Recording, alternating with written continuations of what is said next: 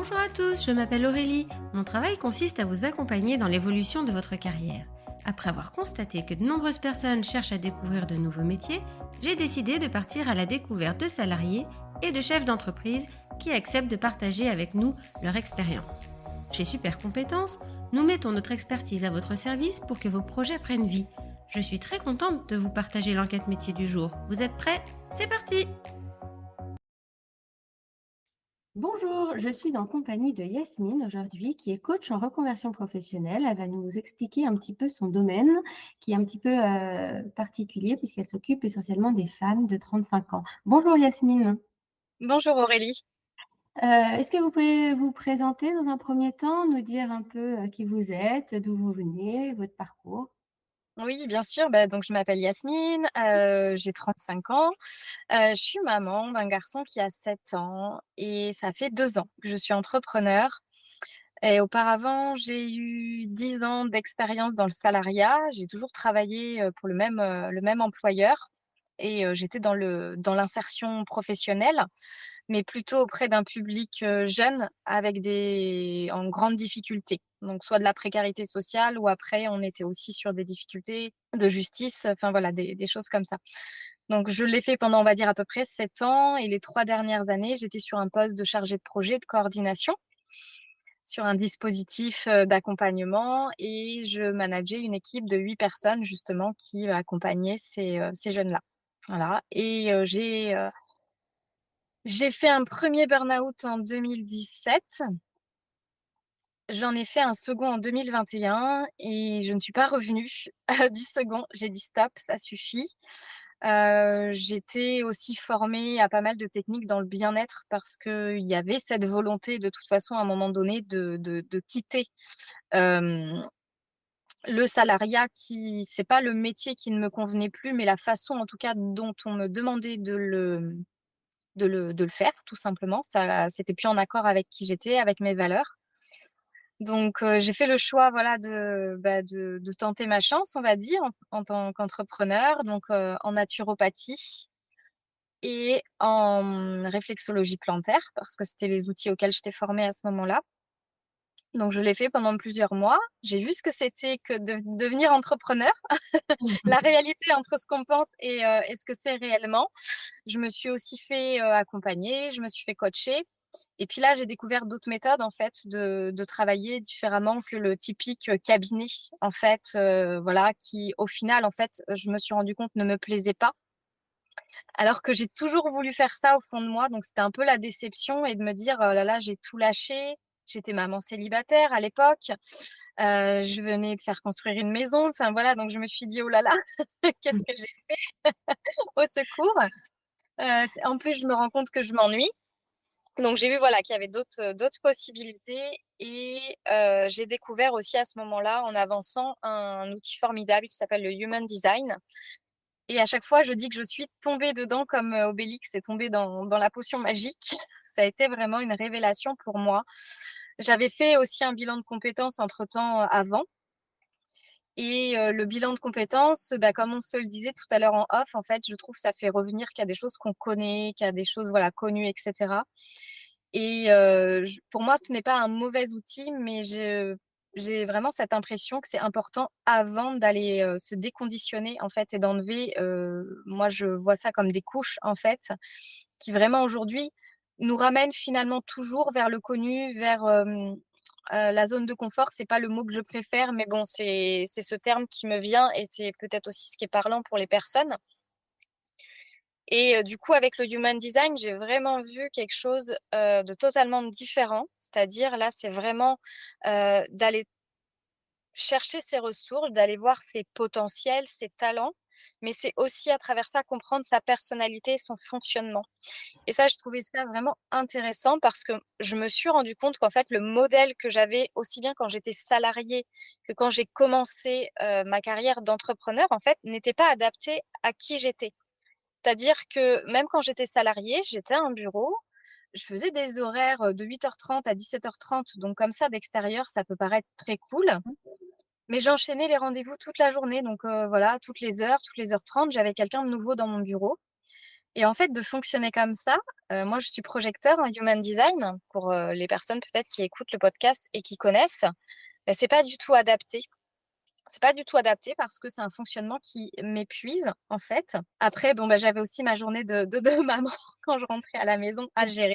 Hein? Donc il y avait vraiment ces 2 côtés-là et je me rendais compte à chaque fois que j'explosais et que j'étais vraiment dans ce sentiment d'être tout le temps dépassée, d'être tout le temps débordée. Heu et je me suis et je j'ai culpabilisé très longtemps, je m'en voulais, je pensais que j'étais pas normale Mmh. et avec le human design, je me suis dit: «Tout va bien, je suis normale. C'est juste que j'ai un certain fonctionnement et que j'ai besoin de temps, de ressourcement dans ma journée et cetera». Ce qui est assez drôle, c'est que quand j'ai découvert ça, j'ai fait aussi celui de mon fils, une fois que je m'y suis formée et mon fils est comme moi, est projecteur et à l'école, il évoquait ça aussi, c'est des temps où il avait besoin en fait, alors il parlait pas de ressourcement, mais il disait: «Mais moi j'ai besoin de faire des pauses». Ce qui était pas compris en plus par le système scolaire qui disait: «Non mais il a 4 ans, qu'est-ce qui nous dit qu'il a besoin de faire des pauses? Il a déjà des récréations», tout ça. Mais en fait, non, c'est plus que voilà, même si c'est 5-10 minutes, mais voilà, pendant 5-10 minutes, de peut-être rien faire, de buller ou de lire un livre ou de faire quelque chose en tout cas qui nous nourrit, qui nous anime, nous les projecteurs. Et c'est une façon de nous ressourcer en fait. Et D'accord. ensuite de pouvoir revenir et de recharger un peu les batteries. Pour certains, ça va être vraiment de couper 1 heure. Enfin voilà. Après, chacun trouve dedans Ouais. aussi Oui. son propre fonctionnement. Il y a pas une seule chose. Donc j'ai trouvé ça tellement intéressant de me dire que en fait, aujourd'hui, oui, on veut entreprendre, mais on a un modèle, qui pour moi est obsolète et où, l'entreprise va être au service de notre vie. Et pour moi, aujourd'hui, on est vraiment dans une nouvelle ère où c'est l'inverse. C'est-à-dire que oui, on décide d'être entrepreneur, on fait son entreprise, mais c'est notre entreprise, en fait, qui doit s'adapter aussi à notre style de vie. Et D'accord. ça, c'est pour moi, c'est là où je fais le lien avec le design qui permet, voilà, de savoir comment on peut adapter aussi son mode d'affaires, son mode de business, en fait, à qui on est. D'accord. Donc, aujourd'hui, vous aidez les personnes à trouver leur voie en fonction de leur personnalité, de Ouais, donc il y a vraiment cet accompagnement, en fait, donc ça peut être soit pour des personnes qui sont en reconversion ou qui sont déjà entrepreneurs et qui se disent: «Bah, voilà, là, ouais, j'ai entrepris, enfin, j'ai fait voilà, je me suis lancée dans l'entrepreneuriat, mais il y a un truc, correspond pas tout voilà, à qui fait à mon style de ne vie, correspond et pas donc, à ce que je vous voulais» l'aidez ou à trouver des techniques qui, en fait, ouais. Moi, je va vraiment, mmh, 2 manières différentes. Il y a, bah, le human design pour que la personne vraiment elle ait une véritable connaissance de soi et on travaille aussi en parallèle et en même temps vraiment tout ce qui est autour de la confiance et de tout ce qui va être, l'écoute, de son intuition. d'accord. Ça, c'est vraiment des choses, moi, que j'ai pu observer durant mon parcours d'entrepreneur. C'est-à-dire qu'en fait, si on est dans une espèce de posture de il faut absolument que je fasse du chiffre d'affaires. Il faut absolument que j'ai des clients. Il faut absolument que je mette ceci en place. Je dois faire comme ça. Je dois. En se mettant une espèce de pression. Oui, c'est une Parce que pression de dingue, clairement, hein. on se met une pression parce qu'on a envie de réussir. On n'a pas envie de retourner dans le salariat. On a envie de prouver qu'on était capable de réussir. Parce que peut-être qu'en plus, quand on a fait ça, il y a des gens qui ont dit, mais ça va pas, tu avais une bonne place. Pourquoi? Mais pourquoi? Enfin, voilà. Et là, on se met une telle pression qu'en fait, on se met dans un état d'insécurité et de manque et qui fait qu'on va attirer ça parce qu'on attire ce qu'on vibre, tout simplement. Et c'est vrai que c'est des choses que j'ai pu expérimenter où j'ai été très longtemps dans cette posture-là et où du coup, bah, mon entreprise, ça décollait pas du tout ou très peu. Et à partir du moment où j'ai réussi à aller vraiment travailler sur aussi quelque part, j'ai envie de dire mon monde intérieur, à être plus dans essayer de stabiliser, certaines pensées, les émotions et cetera et de lâcher prise et vraiment d'écouter mon intuition plutôt que de suivre des directives de coach qui nous disent: «Fais comme ci, fais comme ça», parce que moi, ça a marché pour moi et il y a pas d'autres techniques et cetera, alors que moi, je voulais faire les choses différemment. Le jour où j'ai dit stop à ça et je me suis réellement écoutée et j'ai fait la paix avec mes émotions, voilà, alors après je travaille dessus quotidiennement, hein. J'ai Un long plein de travail. techniques parce que sinon ça revient et dans ces moments-là, bah, c'est les moments où j'ai vraiment, on va dire, en fait, tout a changé, quoi et c'est à partir de ce moment-là où mon entreprise, elle s'est mise à fonctionner. Je suis montée en à peine 2 mois à 3 000 € de chiffre d'affaires, alors qu'au départ, je stagnais à 300-500 € sur les meilleurs mois. Enfin voilà, ça a vraiment tout changé, quoi, pour D'accord, moi. très bien. Et donc aujourd'hui, à quoi ressemblent vos journées alors de travail? À quoi ressemblent mes journées? Eh bien, à des journées de projecteur. C'est vrai que j'ai pas une journée qui ressemble forcément à une autre. Bon, après, c'est aussi un choix parce que moi, j'aime pas trop la routine. J'aime bien aussi quand ça bouge, mais moi, je suis plutôt du matin pour travailler. Bon, je me lève assez tôt le matin. J'ai ma petite routine matinale, pour gérer, bah, justement, pour m'accompagner, à gérer justement tout le stress, l'anxiété qu'il peut y avoir aussi quand on est, entrepreneur. Donc avec des méditations, pour tout ce qui est apaiser le nerf vague, ça c'est aussi un sujet qu'on parle beaucoup, le nerf vague, hein, parce que c'est lui qui régule aussi notre niveau de stress et d'anxiété. Donc après moi j'ai ma petite routine que je mets en place. Ben ensuite c'est l'heure des enfants, hein, comme je l'appelle, hein. Habillage, petit déjeuner, voilà, tout le monde va à l'école. Et puis ensuite je me mets, voilà à travailler donc après tout dépend, si, il y a plutôt des rendez-vous clients, si alors j'essaie de mettre à peu près les sur les mêmes plages, mais après il faut aussi des fois que je m'adapte à mes clientes qui sont pas toujours, disponibles. Il y a parfois, voilà, moi c'est là où je me dis: «Voilà, je vais recevoir mes clientes à ce moment-là», enfin en tout cas les voir en visio, parce que pour l'instant je travaille plutôt en visio. Mais bon, il y a d'autres impératifs parfois, enfin voilà, c'est de l'adaptation, donc soit des rendez-vous clients, soit après, bah, je travaille sur mes réseaux sociaux, mes publications parce que ça, c'est vraiment important pour avoir de la visibilité et après je travaille en fait beaucoup intérieurement, c'est-à-dire: «OK, qu'est-ce que j'ai envie maintenant de déployer dans mon entreprise? Qu'est-ce que j'ai envie de mettre en place?» Là, je réajuste parce que, il y a des choses, j'ai testé, en fait, ça ne me convient plus, donc je réajuste. Je passe aussi beaucoup de temps à travailler là-dessus et c'est hyper important. Aujourd'hui, on a tendance à l'oublier parce qu'on est focus en se disant: «Non, non, il faut que j'aille sur les réseaux, machin, il faut que je fasse mes cartes parce que mes clients, il faut que j'ai des clients, il faut». Sauf qu'en fait, si on est comme ça, on est toujours dans cet état d'urgence, dans cet état de manque et ça ne fonctionne pas. Et quand ça ne fonctionne pas, bah, le truc, c'est de se poser plutôt et de se dire: «OK, c'est quoi qui fait que là, ça fonctionne pas?» Peut-être, oui, Parce les les points de mais blocage. oui, voilà, de qu'il peut y avoir en blocage parce que plutôt que de se dire: «Bah, c'est parce que c'est la crise ou c'est la faute du gouvernement ou c'est parce que je paye trop de charges ou c'est» non, en fait, si on reste dans cette optique-là, il y aura jamais rien qui bougera et qui changera. Donc c'est vraiment: «OK, je reviens à l'intérieur de moi, je me mets, s'il faut voilà, moi je travaille plusieurs fois par jour, hein, la pleine conscience, revenir à soi, voilà, à surveiller les pensées qui viennent pour pas que ça reparte dans tous les sens et vraiment, ben, voilà, en fait, qu'est-ce que ça vient me dire ces pensées? Qu'est-ce qu'elles viennent me dire? Ces émotions, elles ont un message à me donner, à m'apporter. Bon, bah, là, OK, c'est qu'il y a des réajustements à faire, en fait et ça, il faut je pense que c'est important de le savoir, c'est-à-dire que c'est pas linéaire, la vie d'entrepreneur et on réajuste.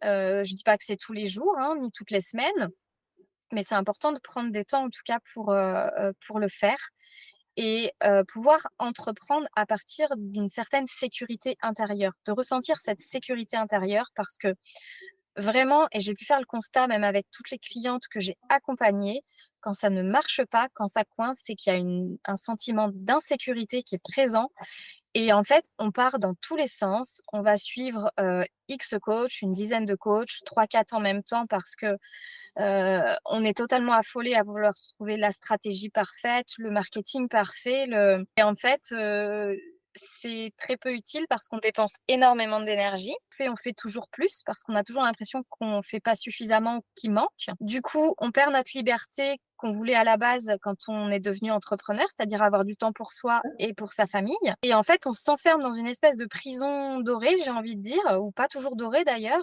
Et finalement, on se retrouve à avoir en fait un rythme de vie qui est limite pire que quand on était salarié. On vit pour son entreprise après. Ouais, exactement. Et donc vos conditions de vous travaillez tard le soir, par exemple? Non, je travaille pas forcément tard le soir. Après moi, c'est un choix. J'ai une fois par semaine, j'ai des ateliers une fois par semaine avec, mes clients. C'est le mardi soir. Donc, c'est de 18 h jusqu'à 19 h 30 à peu près. Moi, après, c'est parce que ça me convient comme ça. Mais pendant un temps, je travaillais que sur des horaires de journée. En fait, le truc, c'est D'accord. vraiment de se dire, en fait, on se bloque et on s'afflige beaucoup de croyances en disant, bah, les gens, ils sont disponibles qu'à tel horaire, donc je vais Oui, travailler c'est qu'à ça. tel horaire, Enfin, moi, j'ai etc. déjà rencontré des personnes qui me disaient: «Je travaille jusqu'à 22 heures parce qu'ils sont disponibles, de 20 heures à 22 heures, quoi. Oui, ah, Donc mais après, c'est vrai que oui, on a des personnes, c'est une réalité, mais c'est aussi de faire quelque part un choix, alors bien sûr, qui est aligné aussi avec nous, bien sûr, mais c'est pour ça aussi qu'on dit que c'est bien d'avoir un client de cœur ou un client cible finalement. Parce que ce client-là, il va aussi quelque part, quand on va l'imaginer, enfin en tout cas le construire, c'est aussi d'adapter en fonction de notre vie de famille et de ce qu'on veut, quoi.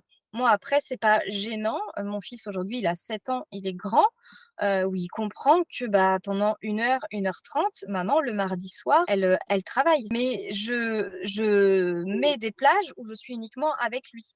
C'est-à-dire que je dis: «Là, je suis à fond avec toi, il y a pas le téléphone, il y a pas l'ordinateur, il y a pas là, je suis avec Léo et on joue tous les 2 et maman, elle a du temps avec toi». Et puis, par moment, bah, maman, elle a aussi besoin de travailler. Alors en plus, il le comprend maintenant très bien parce qu'il a compris que quand je travaillais, je gagnais de l'argent et que, bah, quand je gagne de l'argent, bah, je peux de temps en temps lui faire des petits plaisirs et lui acheter des petites choses ou de l'emmener manger au restaurant, c'est son plaisir, enfin voilà. Donc lui: «Ah bah, tu vas gagner de l'argent maman?» «Oui, oui». «Ah bah, super», voilà, il est content. je te Donc laisse tranquille. voilà, il y a ce côté-là, enfin voilà, qui est, moi aujourd'hui j'ai adapté comme ça où effectivement, bon en plus moi je suis séparée du papa donc un week-end sur 2 il va chez son papa donc ça m'arrive de travailler le week-end quand il est chez son papa et puis des Oui, bien fois, bah, sûr. de pas travailler, bah, parce que là j'ai pas envie. Enfin voilà, j'adapte en fait vraiment, en fonction de moi en fait, en fonction aussi de mon énergie, hein. Il y a des jours où ça m'arrive rarement mais l'autre fois j'ai dit: «Je peux vraiment plus là, je saturais, j'étais épuisée». Et j'ai dit: «Cette journée-là, je ne fais rien». Mais comme j'avais pas mal fait de choses avant et finalement planté des graines, Mmh. ce jour-là, c'était très rigolo parce que c'est typique en human design, les projecteurs, quand on fait rien, c'est le moment où on se ressource et on a des opportunités qui peuvent aussi arriver parce qu'on est dans le ressourcement, on est là encore, on est dans le lâcher prise, on est enfin voilà. Et j'ai 2 clientes qui m'ont envoyé des messages et qui m'ont, acheté, une étude de human design. Et j'ai passé ma journée à ne rien faire entre guillemets quoi. Pas Oui, de boulot quoi. ouais, c'était pas J'étais oui, c'était pas intense. complètement épuisée. D'accord. Vous travaillez seul ou vous collaborez avec d'autres professionnels? Jusque-là, je travaillais principalement seule et puis, j'en ai eu un petit peu marre. Donc là, je collabore, donc là, par contre, c'est plus en présentiel. Je collabore avec une personne, que j'ai rencontrée qui est pas très loin de chez moi et on est vraiment complémentaires dans ce qu'on peut proposer. Donc on va proposer des ateliers sur une journée. D'accord. Donc nous, on est dans le 86, dans le département de la Vienne. Voilà, sur différentes thématiques, mais on va voilà, ça va être beaucoup tout ce qui va être, méditation sonore, voyage, chamanique parce qu'elle, elle a ce côté-là avec le tambour et cetera. Moi, à côté des cérémonies cacao, il y aura aussi des ateliers étirements, du réveil musculaire. Il y aura tout ce qui va être, aussi autour de en fait, ça va être vraiment le bien-être et le lâcher prise.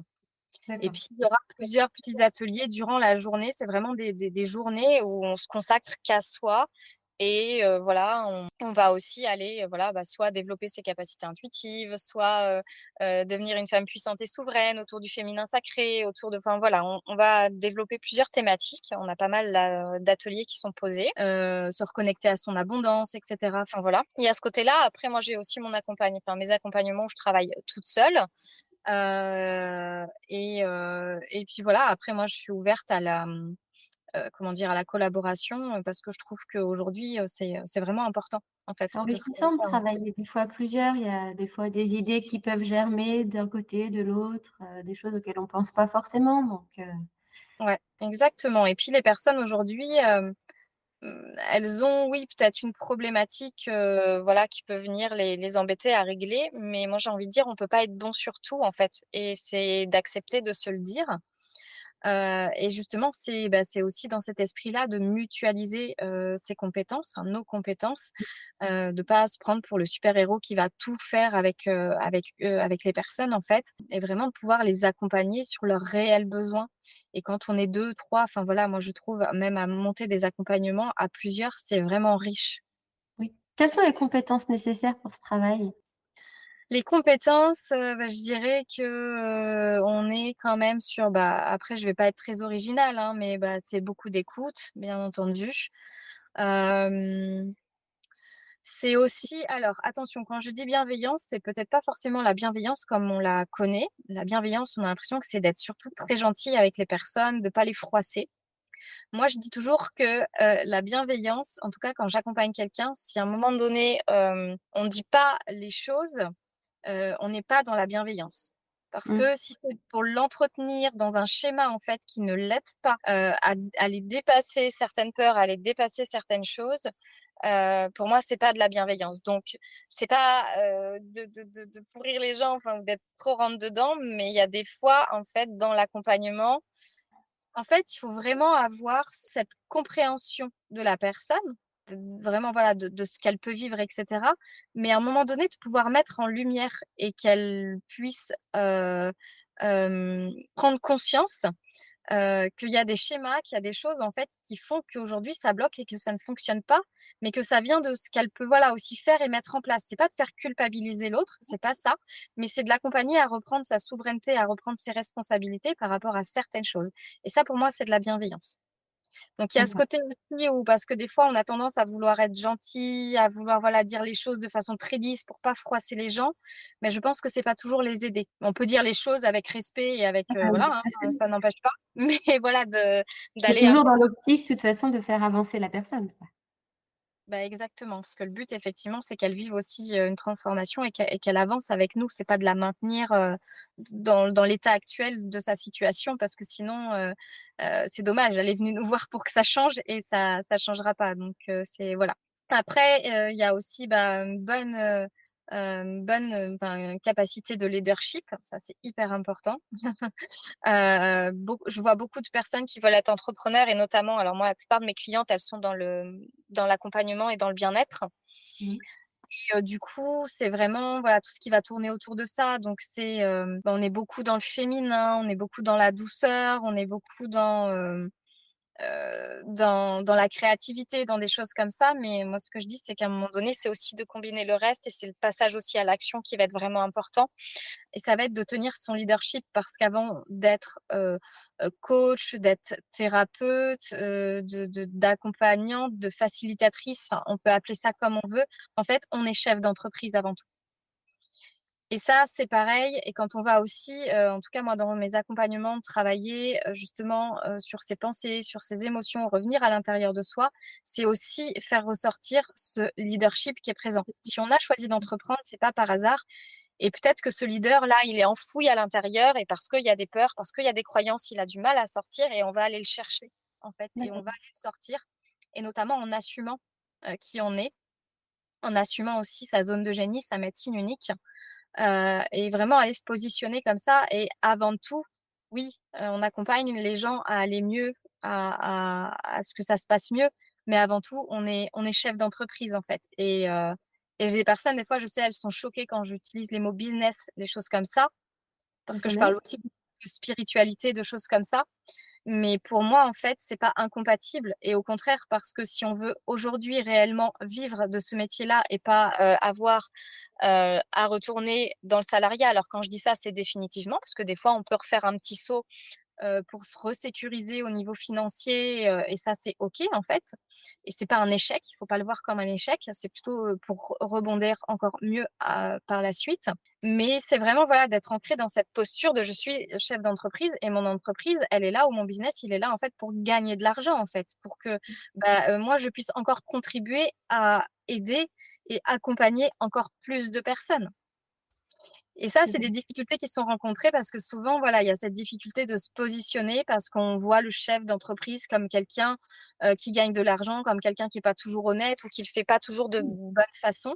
Alors que non, ça c'est voilà, c'est encore des croyances, c'est des choses qui sont là et qu'il faut venir aussi aller, travailler. D'accord.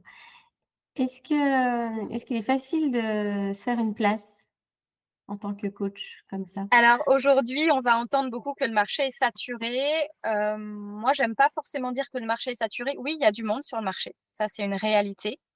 En fait, aujourd'hui, c'est de se différencier. Attention, quand je dis se différencier, pendant un long moment, les personnes, elles ont cru que se différencier, c'était de choisir une spécialité. Donc, se spécialiser dans je sais pas, auprès des enfants, de se spécialiser dans la perte de poids, de se spécialiser enfin voilà, de prendre ouais, non, je dis une spécialisation parce que le mot niche, j'aime pas. Voilà, mais alors que en fait, c'est pas ça, se différencier. Se différencier, c'est oser se montrer tel que l'on est, oser être soi. C'est-à-dire que moi, c'est pareil, mon business, il a vraiment décollé c'est quand j'ai vraiment accepté ce côté chez moi que certains peuvent considérer de perché. Moi, je dis plutôt atypique. Voilà, c'est aussi plus joli. Mais où je vais pas, voilà, où je vais parler du human design, où en faisant le human design, on va boire du cacao sacré. Je travaille beaucoup aussi autour de la médecine du cacao. Et pour certains, c'est très bizarre et ça va pas les attirer et c'est OK. En fait, aujourd'hui, quand les personnes, si vraiment j'ai un conseil à donner, si vous voulez réussir en tant que coach, en tant que thérapeute, c'est d'aller assumer ce qui va faire que vous êtes unique. Cette unicité, en fait. Et cette unicité, bah, par exemple, moi, je l'ai retrouvée aussi dans mon human design. Et aujourd'hui, même si j'accompagne les entrepreneuses, moi, mon discours, ce n'est pas comme la majorité des coachs business qu'on voit, qui promettent qu'en 3 mois, ils vont accompagner les gens à faire 10K par mois. Moi, je fais pas cette promesse-là et c'est pas mon créneau, en fait, et j'ai pas en plus envie de faire des fausses promesses parce qu'on voit que beaucoup déchantent d'ailleurs. Ouais. C'est vrai que sur le coup, c'est peut-être moins vendeur, mais moi, j'accompagne à reprendre confiance et à développer l'intuition. Sauf qu'en fait, s'il y a pas ça, pour moi, c'est la base et on peut aller faire autant de stratégies et de marketing qu'on veut, il y aura pas de résultat, en fait. D'accord. Donc moi, j'ai choisi ce positionnement-là, ça me démarque. Beaucoup me disent: «Bah ouais, mais c'est pas vendeur parce que les gens, ce qu'ils veulent, c'est, que ce soit tablé en chiffre d'affaires». Bah peut-être, mais c'est pas aligné avec moi. Donc je peux le faire effectivement, mais je vais pas me démarquer parce que c'est pas mon unicité. Moi, mon unicité aujourd'hui et mon talent et mon don, en fait, c'est d'enseigner l'intuition et aux gens à développer leur intuition et à la mettre, en fait, en pratique dans leur entreprise pour la développer du mieux possible. Hem donc vraiment, c'est d'aller se différencier en assumant réellement, bah, qui on est, sa part atypique. Parce que moi, la plupart des personnes que j'accompagne, de toute façon, forcément, il y a une résonance, il y a une ressemblance et c'est des personnes qui me disent: «Bah, moi, je suis comme toi, Yasmine, j'ai jamais aimé faire comme tout le monde, je me suis toujours sentie différente, pas à ma place et cetera» et on va, en fait, bah, partir de là et en faire une force, plutôt que de le voir comme quelque chose où on l'a toujours vu, voilà, pas toujours d'un D'accord. très bon. OK. Est-ce qu'il est possible d'en vivre de ce métier? Oui, bien sûr, bien sûr. Après, ça demande du temps, ça demande de la patience, ça demande de la persévérance. Quand on vous vend qu'en 3 mois, vous allez faire 10K, honnêtement, si vous débutez, dans l'entrepreneuriat, il y a très peu de chances que ça arrive. Là, Mmh. c'est pas une question de dire: «Oui, c'est des croyances, machin, on peut manifester ce qu'on veut». Non, il y a aussi une réalité qui fait qu'il y a aussi des paliers à passer. Il y a des paliers, extérieurs, mais il y a aussi des paliers, nous, à l'intérieur. Parce que des fois, en fait, on a envie de faire 10K, mais pourquoi on a envie de les faire? C'est juste parce qu'on nous dit que 10K, c'est bien. Peut-être qu'il y a des personnes, elles ont pas envie. Elles veulent peut-être Elles faire ont peut-être plus, pas besoin, elles ont elles ont peut-être pas besoin, enfin et c'est OK, en fait, voilà. Donc ça, je dis oui, toujours, c'est OK, parce que souvent on dit: «Ouais, c'est que tu es pas ambitieuse et tout». Non, non, en fait, il y a rien là-dessus. C'est tout voilà, c'est aligné juste avec ce qu'on pense, c'est avec ce qu'on a envie exactement. ou besoin, c'est OK. Ouais, ouais. Et puis parfois, en fait, dans l'inconscient, il y a des choses qui vont bloquer et qui vont faire qu'on va même pas réussir à passer le palier rien que des 5 000 € en fait par mois. Donc si déjà on n'arrive pas à ça, on va s'acharner à aller faire des accompagnements et on a cette espèce de plafond de verre là, de résistance qui est là. Et si on va pas d'abord travailler dessus, ben, on peut faire autant d'accompagnements qu'on veut, bah, ça va pas fonctionner. Donc c'est aussi d'aller, travailler ces résistances-là. Et ces résistances-là, on les travaille comment? Ben, on les travaille aussi en étant, à l'écoute de soi, à l'écoute de ses pensées, en faisant redescendre les émotions. Enfin voilà, en fait, c'est sa vision et le chiffre d'affaires qu'on a envie de faire, on est toutes aussi là-dessus différentes et puis, bah, comme vous disiez, en fait, c'est vraiment de faire, bah, ce qui est aligné, avec soi et d'aller, en tout cas, d'aller travailler pour pouvoir atteindre déjà ces premiers paliers-là parce que, Comme je disais au départ, on a tellement envie de réussir, on a tellement envie que ça aille vite, etc., que on est attiré, moi je dis toujours, par l'objet brillant. Quand je dis ça, attention, ce n'est pas du jugement puisque c'est mon parcours, c'est ce que j'ai vécu.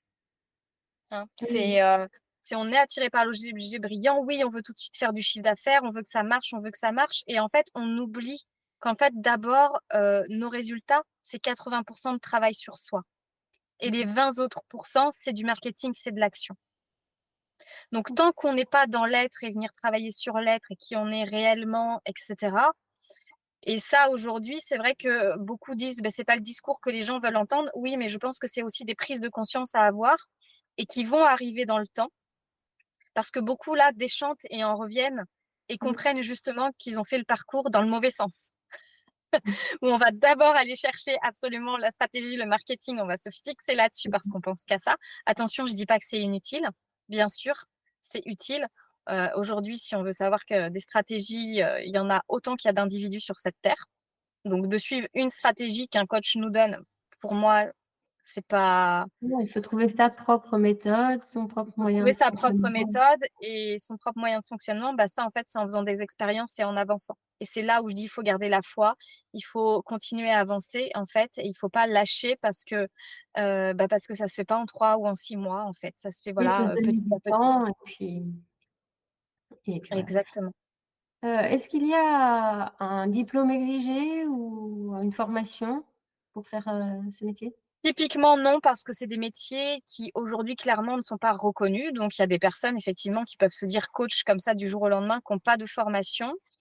Moi, ce que je recommande quand même vivement, en tout cas, si on est vraiment sur cette appellation de coach, hein, je parle bien de Oui, coach, euh, on en parlait tout à l'heure, il y a énormément aujourd'hui, ce qui bloque la plupart des gens, des entrepreneurs aujourd'hui, c'est des résistances qui sont là et qui sont totalement inconscientes.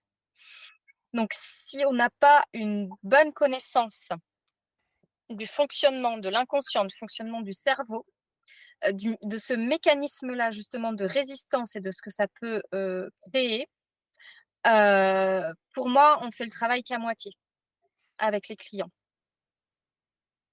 d'accord. Donc ça, c'est vraiment une compétence à avoir, peu importe qu'on ait fait une école sur les neurosciences ou une école vraiment de coaching, mais qui fait pas pour moi, en tout cas, c'est ma vision des choses, pour moi, du coaching de surface. J'aime beaucoup le développement personnel. Je trouve qu'il y a certaines limites parce que se répéter des affirmations positives, etc. Oui, c'est bien, c'est pas suffisant. C'est pas ça qui va faire que ça va switcher en fait et ça va venir déprogrammer des choses qui sont engrammées déjà depuis très longtemps et qui font qu'aujourd'hui ça bloque et qu'on n'arrive pas justement à passer certains paliers, que ce Mmh. soit au niveau de notre visibilité, que ce soit au niveau financier, etc. Donc ce travail-là, il est important et en tant que coach, pour moi, c'est une des premières connaissances à avoir, plus une expertise dans le domaine qu'on choisit. Mais selon voilà les personnes en tout cas qu'on accompagne, enfin moi en tout cas dans ce que je fais sur les entrepreneurs et même sur de la reconversion professionnelle, c'est d'aller voilà switcher vraiment tous ces et ça c'est vraiment des choses que j'ai pu le voir avec des clientes quoi. D'accord et donc bah, vous avez commencé tout à l'heure, mais si vous aviez un conseil à donner pour les personnes qui souhaiteraient s'orienter dans cette voie? Bah, le conseil à donner, ouais, en fait, c'est pas de se lancer à la va-vite, c'est vraiment de la persévérance. Ça, j'en ai parlé, je reviens dessus, c'est hyper important en fait. Faut pas lâcher parce qu'on se rend compte au bout de 3, 4 mois que ça marche pas comme on veut, de sauter de stratégie en stratégie en fait. C'est pas du tout utile. Oui, il y a des choses à se questionner, à aller revoir. Peut-être qu'effectivement, c'est pas la bonne stratégie, mais si on en change tous les 3 mois, on peut pas non plus réellement savoir parce que développer un business en 3 mois quand on démarre, non, c'est pas même si c'est ce qu'on nous vend aussi beaucoup aujourd'hui, c'est honnêtement pour la majorité, c'est pas la réalité. C'est de croire en soi avant tout. Parce que si on ne croit pas en ce qu'on fait, on ne croit pas en ce qu'on vend, on ne croit pas qu'on a réellement ce potentiel d'accompagner, de transformer, là c'est pareil, hein, moi quand je travaille sur la confiance, c'est basique, hein, si on achète X formations sur le marketing, etc., pour savoir au mieux comment développer une entreprise, attirer des clients, si on n'a pas un minimum de confiance, d'estime de soi et de sécurité intérieure, je le répète, ça ne fonctionnera pas. Si D'accord. aujourd'hui, vous avez lancé votre entreprise et que, malgré tout ce que vous avez fait, les coachs que vous avez suivis et cetera, ça bloque toujours, non, là, faut aller ça pique, ça peut faire mal, mais il faut aller travailler sur soi, en fait et ouais. D'accord. Eh ben, merci beaucoup, Yasmine. Bah, merci à vous. Merci d'avoir écouté ce podcast. Vous retrouverez les liens de notre invité du jour en description. Vous trouverez également l'enquête métier du jour en version PDF dans les notes de l'épisode. Si l'interview vous a plu, n'hésitez pas à la relayer autour de vous et de la noter sur votre application de podcast préférée. Vous pourrez retrouver l'ensemble de nos services sur supercompétences.fr. Si vous voulez partager votre métier, prenez contact avec moi pour que nous puissions en discuter. Je reste également disponible pour parler avec vous de vos projets de reconversion professionnelle. Je vous donne rendez-vous au prochain épisode. Belle journée!